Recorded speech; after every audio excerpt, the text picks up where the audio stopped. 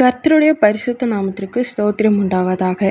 இன்றைக்கு நாம் பார்க்க போகிற வசனம் என்னவென்றால், எரேமியா 31 அதிகாரம் 13 எரேமியா 31 நான் அவர்கள் துக்கத்தை சந்தோஷமாக மாற்றி அவர்களை தேற்றி அவர்கள் சஞ்சலம் நீங்க அவர்களை சந்தோஷப்படுத்துவேன்.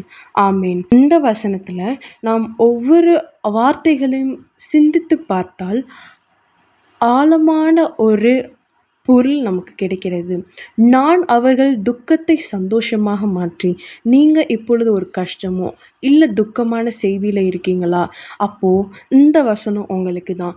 இந்த வசனம் உங்களுடைய வாழ்க்கையை மாற்றுவதற்கான ஒரு பகுதியாக அமைகிறது. என்னவென்றால், சந்தோஷமாக தேவன் நம்மளை மாற்றுகிறார். முதலாக துக்கத்தை சந்தோஷமாக மாற்றுகிறார்.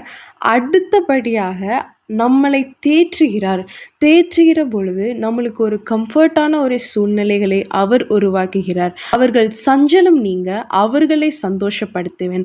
சஞ்சலம், அந்த துக்கம், அந்த சாரோ, இல்லை ஒரு கஷ்டம், அந்த எல்லா சூழ்நிலைகளையும் அவர் என்ன செய்கிறார்? சந்தோஷமாக மாற்றுகிறதை அவர் இந்த வசனத்தில் அவர் குறிப்பிடுகிறார். சந்தோஷப்படுத்துவேன், அந்த துக்கத்தை எல்லாம் நான் சந்தோஷப்படுத்துவேன், அவர்கள் சோகத்தை எல்லாம் நான் சந்தோஷப்படுத்துவேன் என்று நம்மளுக்கு உணர்த்துகிறார். மறுபடியுமாக நான் வாசிக்கிறேன். நான் அவர்கள் துக்கத்தை சந்தோஷமாக மாற்றி அவர்களை தேற்றி அவர்கள் சஞ்சலம் நீங்க அவர்களை சந்தோஷப்படுத்துவேன். ஆமேன்.